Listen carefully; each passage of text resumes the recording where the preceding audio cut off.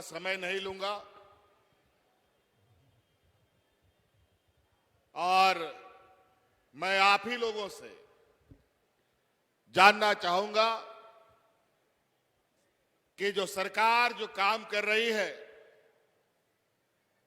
4 साल खत्म होकर अब सरकार के कार्यकाल भी पूरे हो रहे हैं, 5 साल होने जा रहा है। 1-2 महीने के बाद इस राज्य में चुनाव भी हो जाएगा फिर से सरकार बनाने के लिए, और इसीलिए ये हम जानने आए हैं कि सरकार जो काम कर रही है वो सरकार अच्छा काम कर रही है कि नहीं कर रही है। इसका जोर से आवाज दीजिए, सरकार काम कर रही है।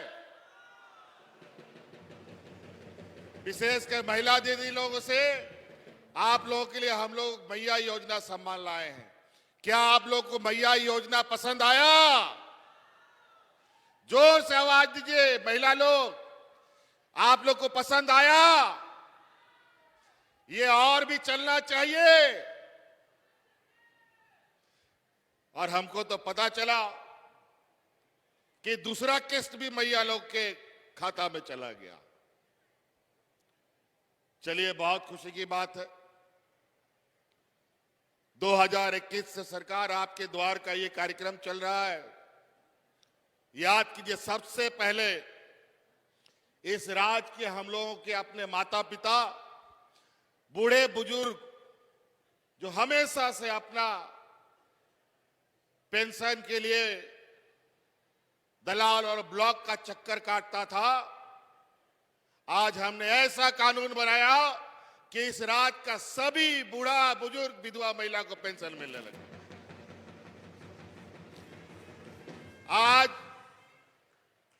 दिया लगा करके, टॉर्च लगा करके भी ढूंढोगे, कोई बुजुर्ग बिना पेंशन का नहीं मिलेगा, कोई विधवा महिला बिना पेंशन का नहीं मिलेगा।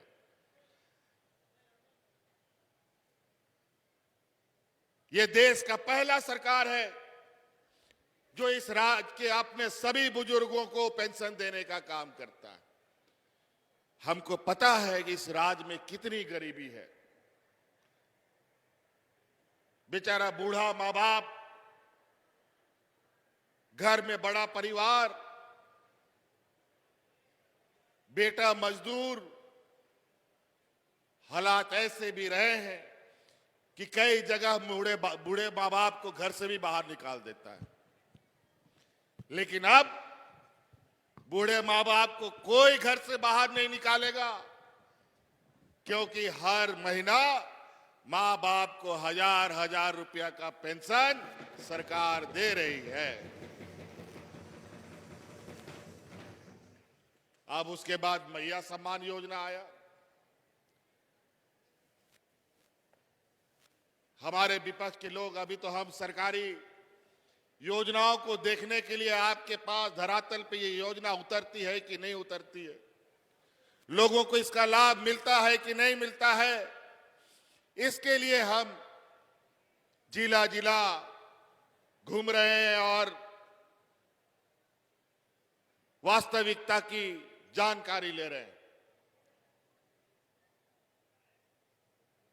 और आज हमारे विपक्ष के लोग बोलते हैं कि ये दीदी मैया योजना सरकार बनने समय क्यों नहीं चालू किया, क्यों नहीं लागू किया, अभी चुनाव आया तो क्यों लागू किया। अरे नालायक बेईमानों, याद करो, सरकार 2019 में बना, उसके बाद कोरोना कौन लेके आया विदेश से, जरा बताओ।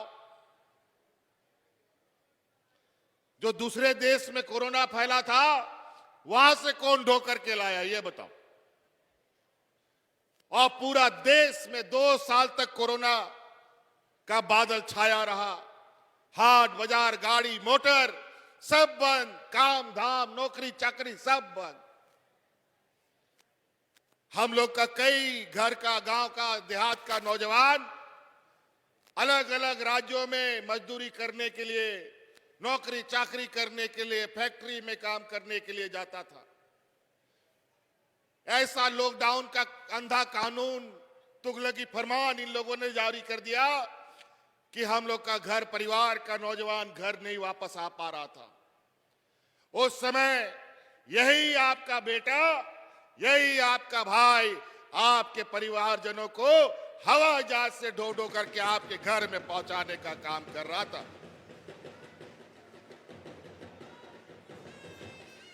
बताए कोई देश में झारखंड से पहले कोई अपने मजदूरों को लाने का काम किया हो? देश में पहला यह झारखंड है जो अपने हवाई चप्पल पहनने वाला मजदूर भाइयों को हवाई जहाज से ढो करके हम गांव पहुंचाने का काम किया है।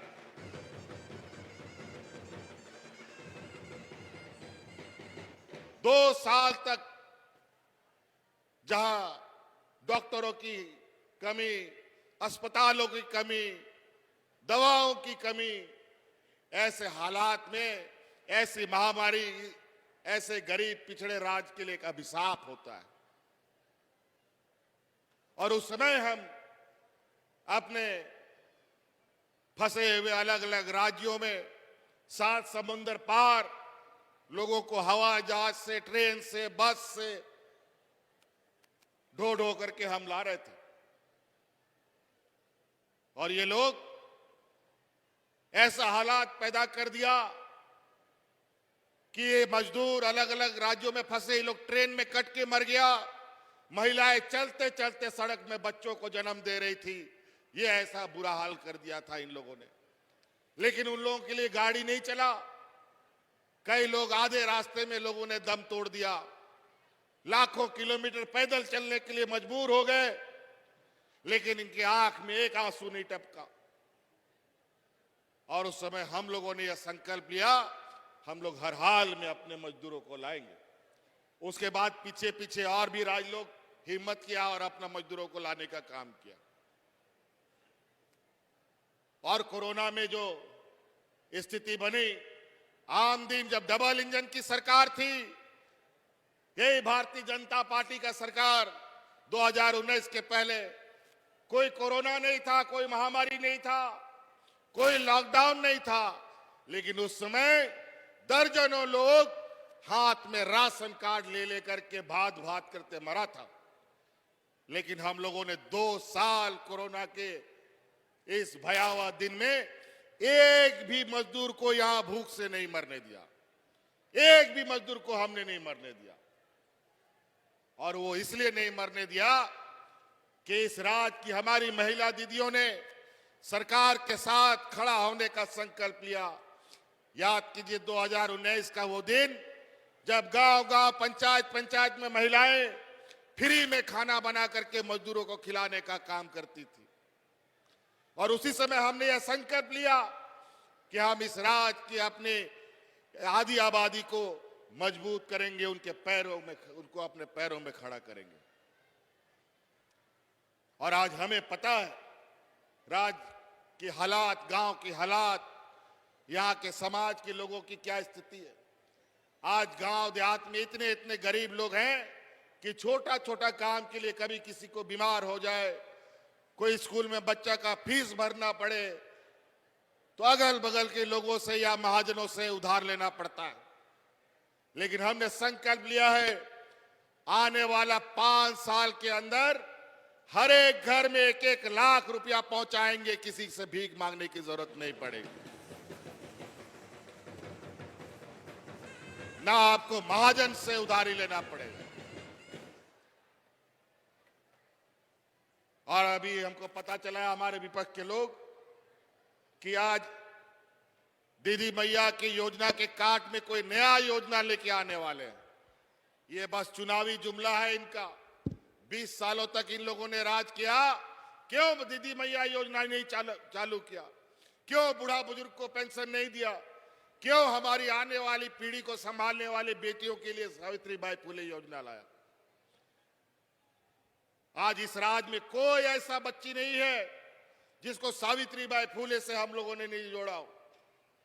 आज सभी बेटियां, हमारे गरीब घर की हालात इतने खराब रहते हैं कि बेटियों को लोग बोझा मानते हैं।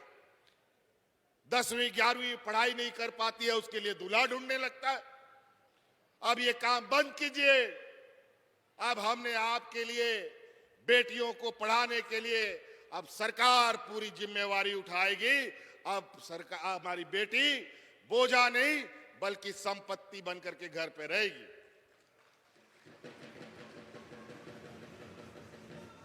पढ़ाइए, लिखाइए, डॉक्टर बनाइए, इंजीनियर बनाइए, वकील बनाइए।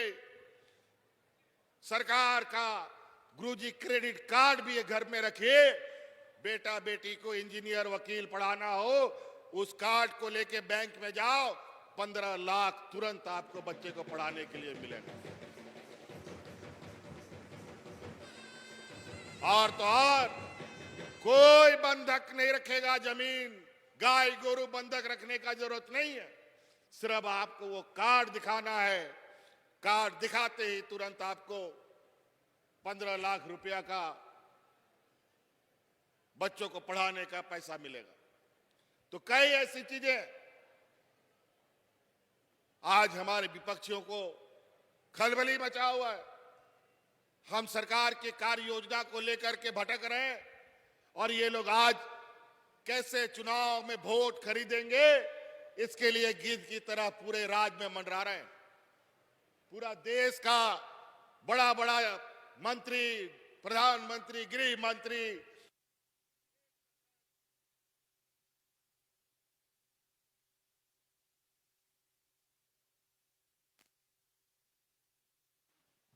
Hello hello.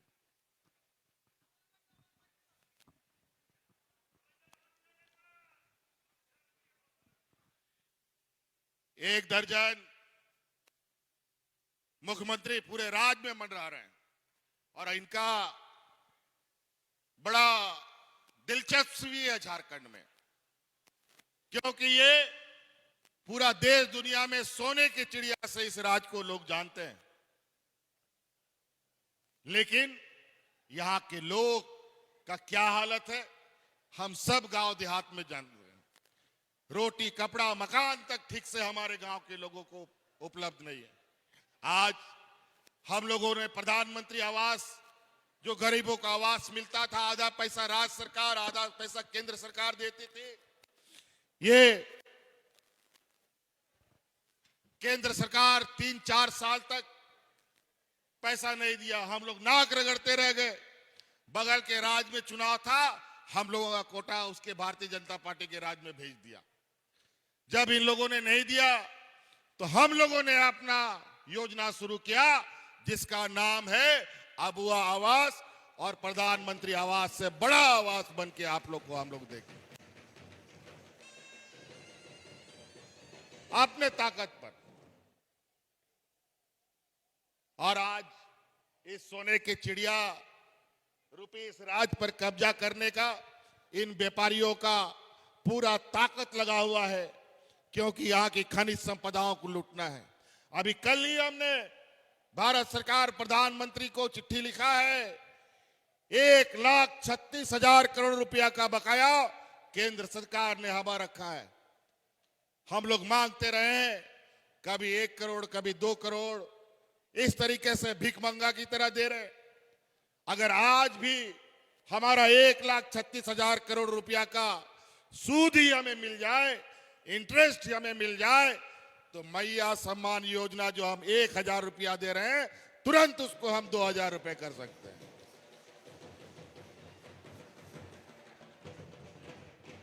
मूलधन तो छोड़ो, सूद ही हमको दे दो उसका, उतना में मेरा काम चल जाएगा।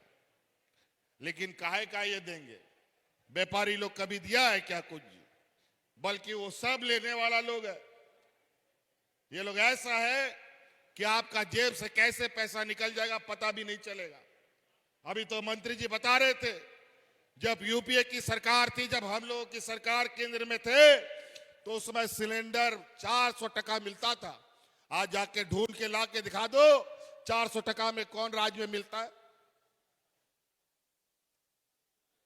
पेट्रोल डीजल 60-65 रुपए में मिलता है, आज 100 के पार है। जबकि विदेश से जो कच्चा तेल आता है और सबसे कम दाम में अभी विदेशों से कच्चा तेल आ रहा है, लेकिन पेट्रोल डीजल का दाम घटने को तैयार नहीं। जब पेट्रोल डीजल का दाम नहीं घटेगा तो देश में कोई भी सामान, दाल चावल कपड़ा लत्ता कागज कलम, कुछ भी किसी का दाम नहीं घट सकता, सबका दाम आसमान छुएगा। और आज यही नतीजा है, जो 50 रुपया का सरसों तेल आज 200 रुपया में खरीदना पड़ता है। जो नमक गांव देहात का राशन दुकान वाला नमक दुकान के बाहर छोड़ के जाता था, कोई उसको पूछता नहीं था। आज बता दो कितना राशन दुकान वाला नमक का बोरा बाहर में छोड़ के जाता है। आज जो नमक को पूछने वाला लोग नहीं, आज 100 रुपया किलो खरीदवा रहा है। ये हालत है। और आज गरीब गुरबा लोगों को ताकत देने का हम लोग काम कर रहे हैं, तो इनको तकलीफ है। आज गांव देहात के लोग, लगभग राज्य का 80% लोग हमारे गांव देहात में रहते हैं, खेती बाड़ी से जुड़े हुए। अनेकों प्रकार की समस्या इनके सामने आती है और छोटा छोटा समस्या धीरे धीरे इतना बड़ा हो जाता है कि बेचारा उसका बोझ नहीं उठा पाता। आज बूढ़ा बुजुर्ग को उनको बुढ़ापे का लाठी देने का काम हम लोगों ने किया। आज मैया को सम्मान देने का काम किया। आज अगर बताइए किसी घर में 3 महिलाएं हैं तो महीना का 3,000 रुपया, और साथ में माँ बाप है तो 5,000 रुपया महीना। साल का जोड़ो तो 60,000 रुपया।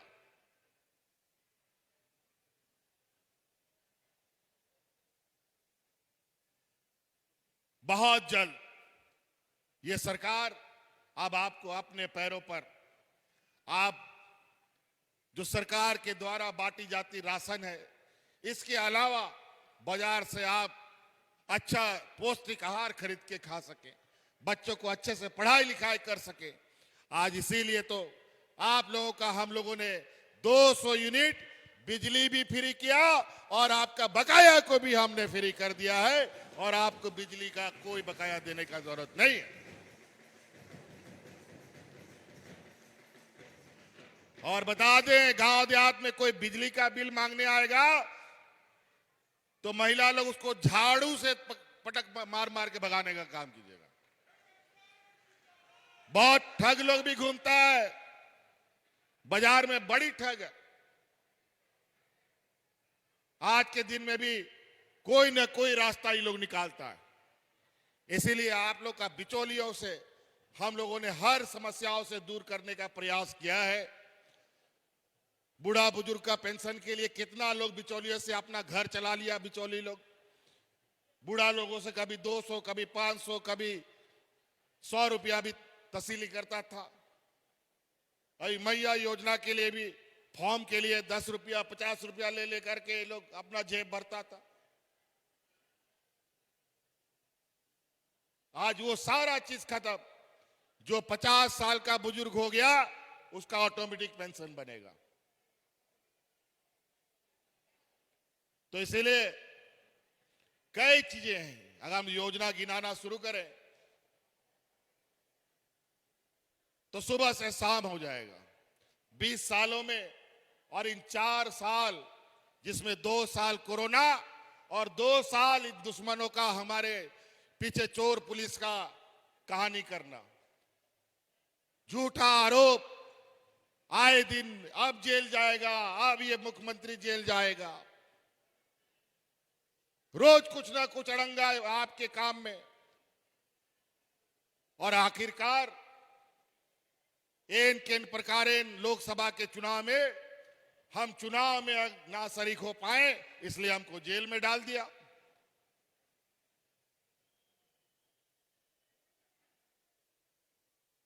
जब वो 14 में 12 सीट लेके आए थे, अब 9 सीट पे आए। अगर मैं बाहर होता तो इनका 12 का 12 सीट हम लोग इन लोग से छीन के रहते, लेकिन इन लोगों ने हमें बंद कर दिया।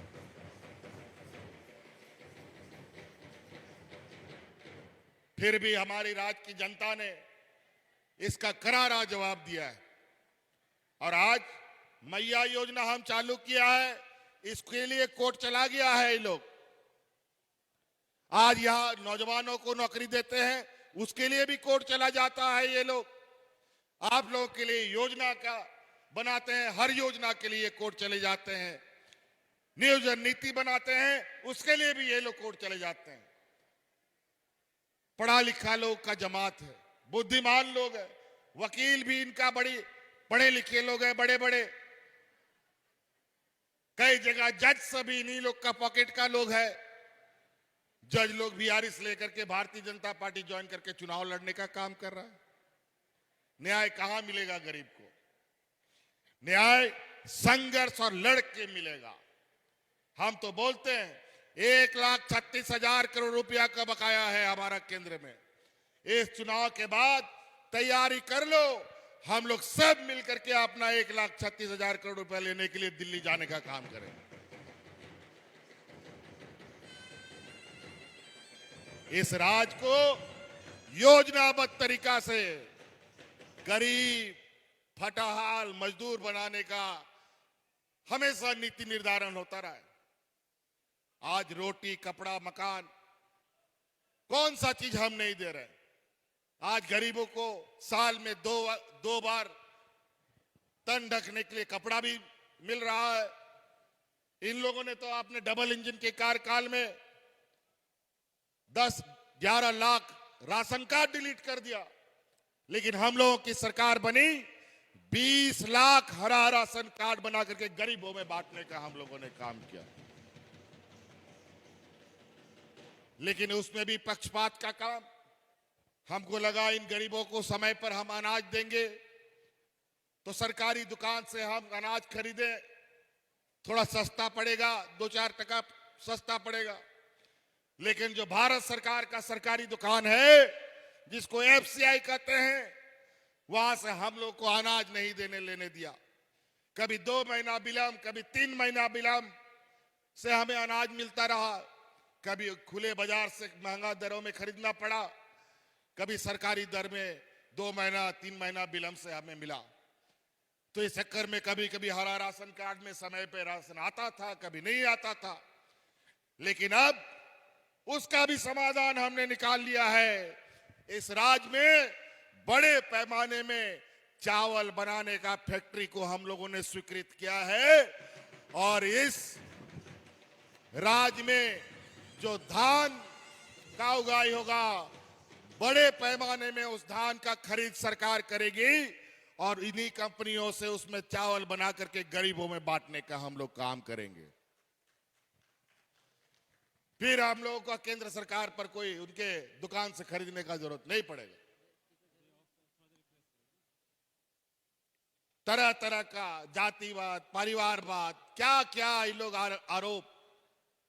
और ये लोग तो हिंदू मुस्लिम सिख ईसाई अगड़ा पिछड़ा यही करके ये लोग चुनाव लड़ता है। लोकसभा में आप लोगों ने देखा किस तरीके से सांप्रदायिक तनाव पूरे देश में इन लोगों ने फैलाया, किस तरीके से पूरे समाज को बांटने का इन लोग काम किया। भगवानों को भी बांटा, आम आदमी को तो ठगने का काम किया ही, इन लोगों ने भगवानों को भी नहीं बख्शा। और यही नतीजा हुआ कि भगवान राम ने भी इन लोगों को जमीन पे उतारने का काम किया। और आज सरकार बनाने के लिए उनको 2 लाठी बैसाखी की जरूरत पड़ी है। यह राज हम लोग को 35 साल के बाद मिला। अनेक लोग वीर शहीद हुए। आदरणीय दिसम गुरु शिबू सोरेन जी जवानी, बचपन, बुढ़ापा सब इस राज के लिए दे दिया। लेकिन सत्ता उन्हीं लोगों के हाथ में चला गया जो हमारे घोर विरोधी, आदिवासी दलित पिछड़ों के घोर विरोधी लोग रहे। इन्हीं व्यापारियों के जमात सरकार बनी और इन लोगों ने 20 साल तक इस राज को सिरिंज लगा करके इसका खून चूसने का काम किया। अंतोगत्वा 2019 में हम लोगों ने कमर कसा और इसकी डबल इंजन की सरकार को एक इंजन उखाड़ करके हम लोगों ने गुजरात में फेंक दिया। और आज देखिए इस राज्य में हर एक वर्ग, आज क्या ये बताइए, ये मैया योजना क्या आदिवासी दलित पिछड़ों को मिलता है? क्या हिंदू मुस्लिम सिख ईसाई सबको नहीं मिलेगा? क्या ये वृद्धा पेंशन सिर्फ हिंदू को मिलेगा, सिर्फ आदिवासी को? ऐसा है क्या? सभी वर्गों के लिए हम योजना बनाते हैं। हम लोग धर्म और जाति विशेष को ध्यान नहीं, बल्कि सब समाज को ध्यान में रख करके योजना बनाते हैं। आज हमारा इस राज्य का नौजवान होनहार, ये देश का पहला राज्य है जहां हमारा पढ़ने लिखने वाला बच्चा विदेशों में भी जाकर के पढ़ाई कर रहा है, उसका पूरा खर्चा राज्य सरकार देता है। इस वजह से योजनाएं बहुत है। आप बताइए, सरकार, कभी आप लोगों ने सुना है ट्रैक्टर के अलावा और दूसरा कुछ सरकार बढ़ता हो किसानों के लिए? और आज सरकार के माध्यम से ट्रैक्टर तो मिलता ही है, आज सरकार बस भी बांटता है, बोलेरो भी बांट रहा है, स्कॉर्पियो भी बांटता है, इनोवा भी बांटता है, और नौजवान स्वरोजगार के काम में लगा हुआ भी है। हर कोने में आज इतने आवेदन, इतने लोगों का उत्साह, यही हमारी ताकत है। लेकिन जो विपक्ष का लोग है, इन लोग बहुत किस्सा संपन्न है। इन लोग पैसा कौड़ी धन बल सब झूठ सच करने में, बड़ा आदमी है तो गरीब गुरु वालों को लगता है कि अच्छा ही बोलता होगा, सही बोलता होगा। ये भारतीय जनता पार्टी, ये एनडीए की सरकार देश की सबसे बड़ी और झूठी सरकार है। ये लोग परिवारवाद की बात करता है, इन लोग का परिवारवाद नहीं चलता। इनका बाप बेटा लोग राजनीति में नहीं है। अगर मेरा बाबूजी राजनीति कर रहा है, मैं राजनीति में हूं, तो क्या खराबी है बताओ? शेर का बच्चा शेरे पैदा होता है कि कुत्ता पैदा होता है जी? अब उन लोग का बाल बच्चा जिसका जिसका नहीं है तो उसका हमारा क्या गलती बताओ?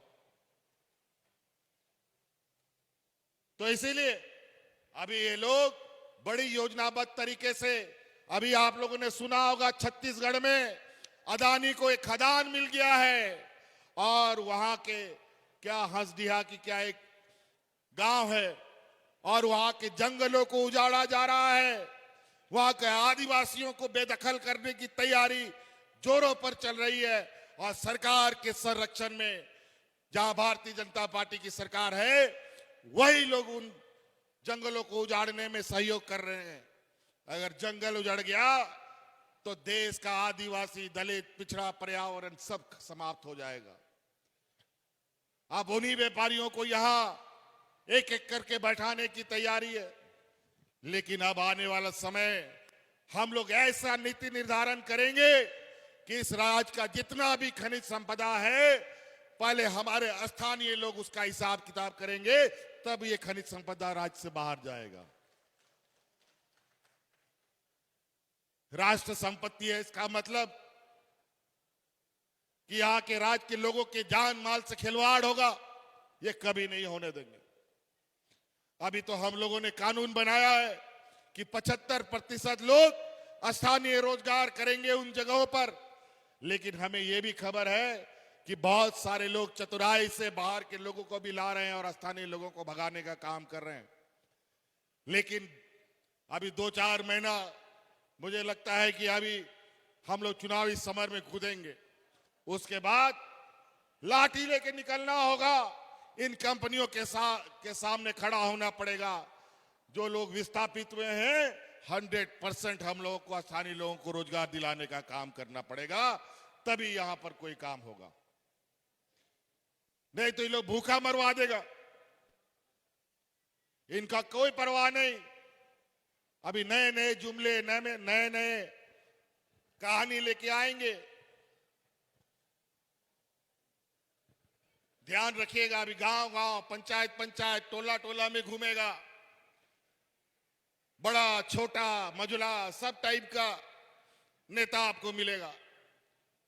अगल बगल यूपी से, छत्तीसगढ़ से, मध्य प्रदेश से, उड़ीसा से, बिहार से आकर के हमारे यहाँ की गरीब जनता को ठगने का काम करेगा। इसलिए और बहुत ज्यादा नहीं समय लेते हुए आप सब लोगों से फिर से यही हम जानना चाहेंगे कि आप लोग, आज हमारा गांव देहात जिस तरीके का है, आज भी हमारे गांव में बहुत लोग हैं जो ब्लॉक कार्यालय नहीं देखा, बीडीओ कौन है ये भी नहीं पता है, डीसीएसपी का तो बात का दूर है। आज हमने ये सुनिश्चित किया है, बीडीओ सीओ आप ब्लॉक कार्यालय में नहीं, गांव गांव, पंचायत पंचायत में जाकर के लोगों की समस्या का समाधान करेगा। और आज यही वजह है, हमारी बूढ़े बुजुर्ग, हमारी महिला दीदियों को, हमारी सावित्रीबाई फूले की बच्चियों को किसी ब्लॉक कार्यालय में भटकने की जरूरत नहीं पड़ी, किसी दलाल के चक्कर में नहीं पड़ना पड़ा। पंचायत में शिविर लगा करके उनका कागज फॉर्म भराया है और आज उनके खाता में 2-2 हजार रुपए 2 महीना का इंस्टॉलमेंट भी चला गया। बताओ, कभी ऐसा स्थिति था 20 साल पहले? अब कैसे हो गया भाई? कोरोना के बाद हम लोग लगातार गांव गांव, पंचायत पंचायत में आप लोगों के सुख दुख की जानकारी लेकर आपके लिए योजना बनाते हैं। नौकरी चाकरी कालम, अभी हम लोगों ने उत्पाद सिपाही का दौड़ कराया, 1 दर्जन से अधिक नौजवान मर गया। हमें बहुत चिंता हुई, आखिर वजह क्या है? कभी ऐसा नहीं होता था, पहले भी दौड़ होती थी, लेकिन इतना एक साथ समूह में मरना बहुत बड़ा चिंता का विषय है। और हमें जो जानकारी मिल रही है, कोरोना के समय जो देश के लोगों को टीका लगाया गया है, ये बहुत ही फर्जी तरीके का टीका लगाया गया है, उसका भी अंदेशा बताया जा रहा है। क्योंकि जिस दवा को पूरे दुनिया ने बंद कर दिया था, उस दवा को यहां बनाया गया है और उस कंपनी से यही भारतीय जनता पार्टी का लोग, यही व्यापारी लोग चंदा वसूल करके वो दवा हम लोग को सप्लाई करके हम लोग के अंदर में लगवा दिया है। आज उसका भी कारण पता चल रहा है। आज हमको भी वो इंजेक्शन लग गया है, हमको तो अब ये चिंता लग गया है, पता नहीं किस दिन हम भी भाषण देते देते लुढ़क जाए, कोई पता नहीं है। आज चलते फिरते लोग मर जा रहे हैं, सर्दी खांसी होता नहीं है, उसमें लोग की जान जा रही है। अजीब स्थिति हो गया। इतना कमजोर कभी झारखंड का लोग नहीं था।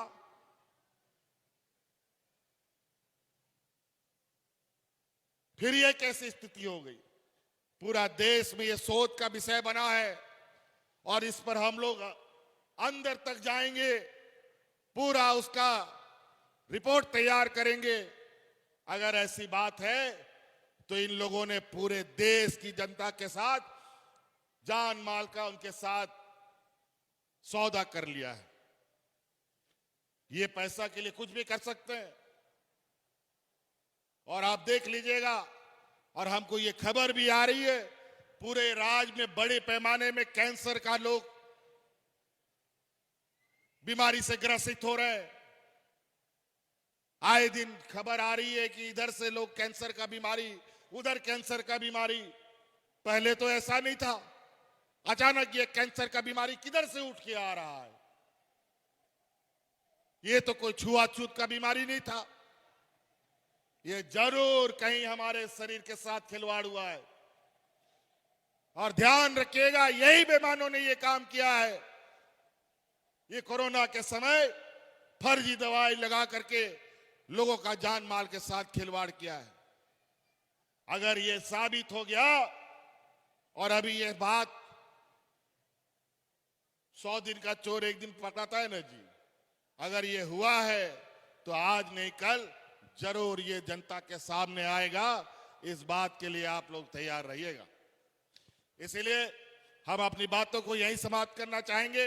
यहाँ आए हुए सभी माताएं, बहनें, नौजवान साथियों को मेरी ओर से बहुत बहुत धन्यवाद।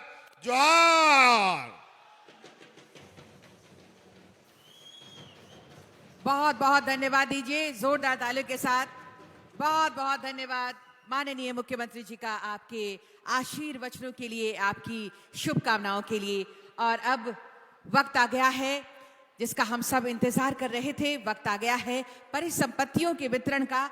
आपको बता दें आज चतरा और कोडरमा जिले में कुल 4,94,486 लाभुकों के बीच 736.23 करोड़ की राशि के परिसंपत्तियों का वितरण आज के इस मौके पर किया जाना है। मैं माननीय मुख्यमंत्री जी से सादर आग्रह करना चाहूंगी, कृपया सांकेतिक रूप से चतरा एवं कोडरमा जिले के कुछ लाभुकों के बीच परिसंपत्ति प्रदान करने की कृपा करें। माननीय मुख्यमंत्री जी, साथ में सभी मंचासीन विशिष्ट अतिथियों से सादर आग्रह होगा आप सबके सहयोग के लिए। सबसे पहले आएंगी मुख्यमंत्री मैया सम्मान योजना के लाभुक। जोरदार तालियां। चतरा जिला से सपना कुमारी।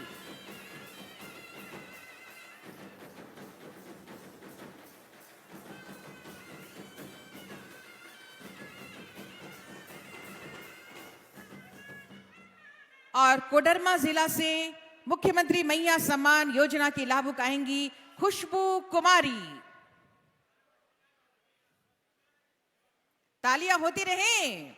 मुख्यमंत्री मैया सम्मान योजना के लाभुक खुशियां बांटते हुए और हर किसी के चेहरे पर ये मुस्कान। इनके बाद